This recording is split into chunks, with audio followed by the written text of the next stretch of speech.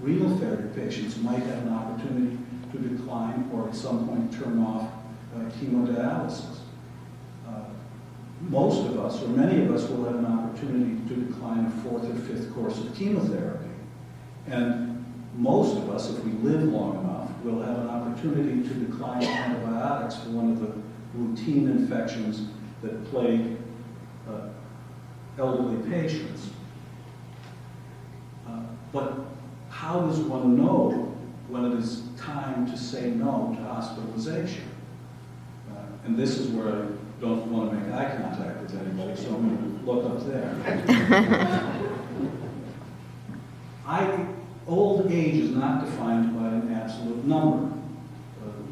Authors write about young old at 65, middle old at 75, old at 85, really old at 95. But we all know vigorous 95-year-olds, and we all know less than vigorous 65-year-olds.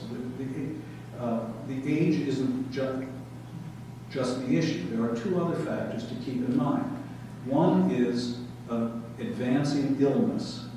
Our illness tends to advance and accelerate. Most illnesses can be monitored in stages. Heart failure, stage 1, stage 2, stage 3, stage 4, lung disease, diabetes, cancer. So if we see our disease accelerating and our age advancing, we should be thinking, what is our performance status? And our performance status is our ability to take care of ourselves. That usually declines in a stepwise manner.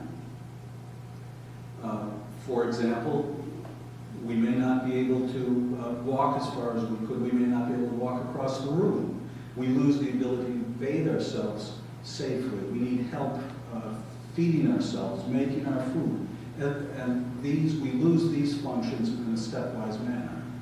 So if our age is advancing, our disease is accelerating, and our performance level is declining, somewhere they intersect. And at that point, people should be asking themselves, is this the time I want to change my perspective on aggressive medical treatments?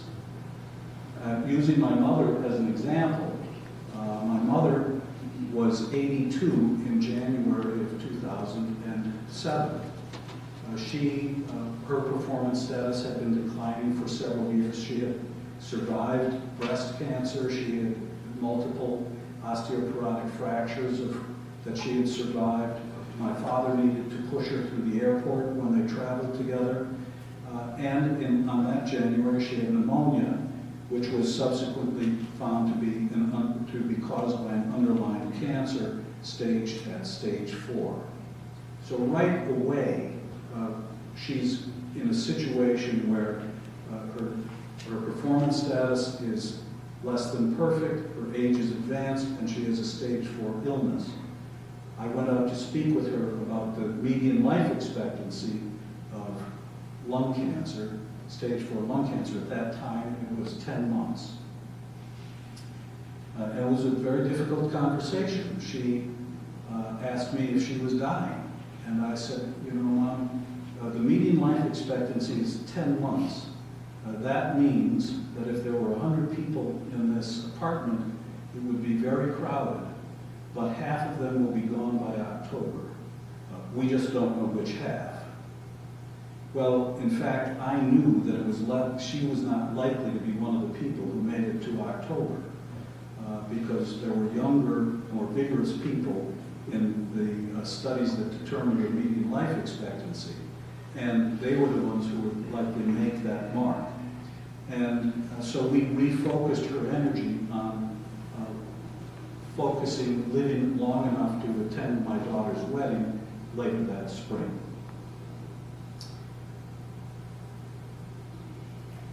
So let me talk for another minute about my father's vision.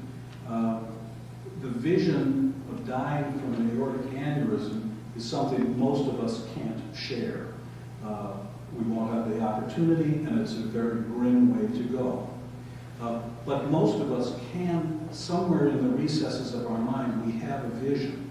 It's an emotional connection with something. We don't always share it. but somewhere you've started that conversation with your family at some point. I use the comedian's point of view to give a glimpse at a vision that we don't think of as a vision. That is to say, Woody Allen saying, I'm not afraid to die, I just don't want to be there when it happens. That's a vision in bed.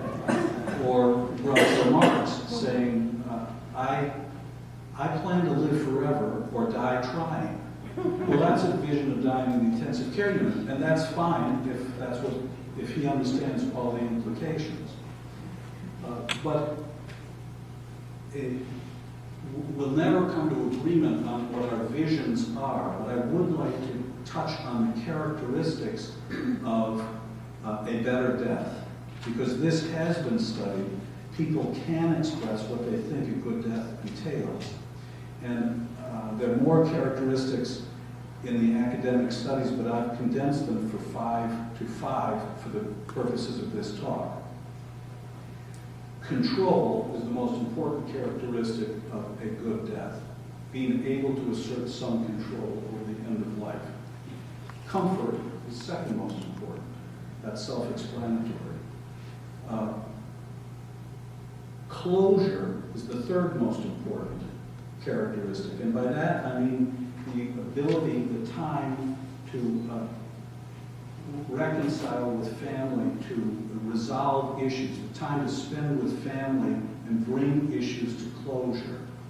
Then affirmation is the fourth most important, and the idea that we are valued as people, that our values are honored, that our legacy is appreciated, that we are affirmed. And then trust is the final.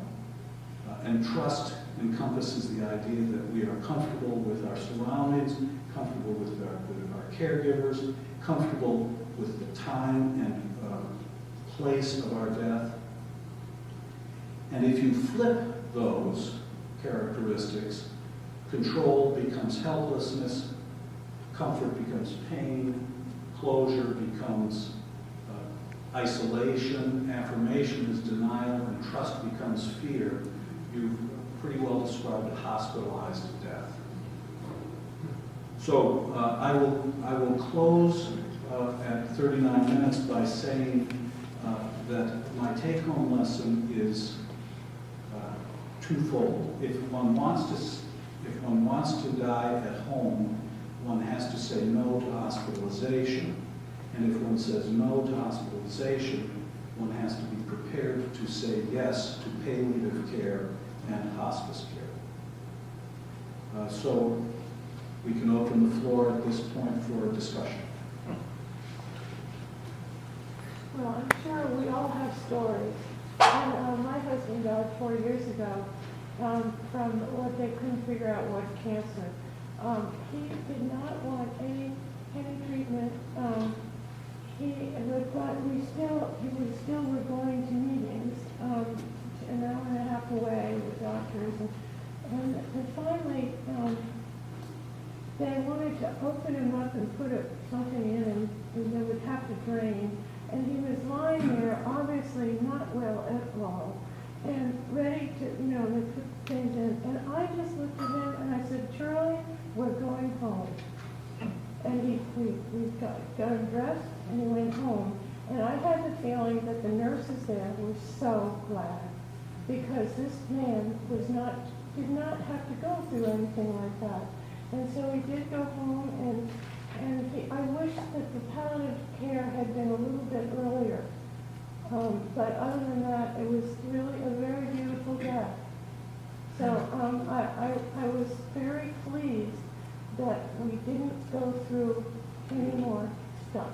Right. So, in the interest of the recording, I will say this was a statement about a decision-making process that was delayed, that the physicians didn't help, but ultimately the decision was made to go home, and the death was quiet enough to be satisfactory. I don't know. Just so you know, we're being recorded, so wherever you are in the audience, that's where you're going to be on the recording, so be careful.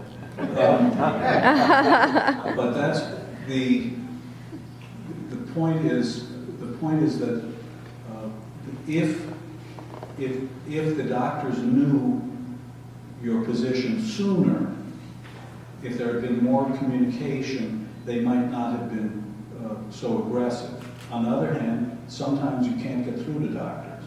No, they definitely knew. I mean, it was so obvious that he was going to die. I mean, and so why do this? Why? And then after that, they said, oh, well, you know, well, let's tap his back and get him lift up. Oh, and we just said no. And then this doctor said, oh, well, we have a test that he might be eligible for. Well, that was ridiculous. Right.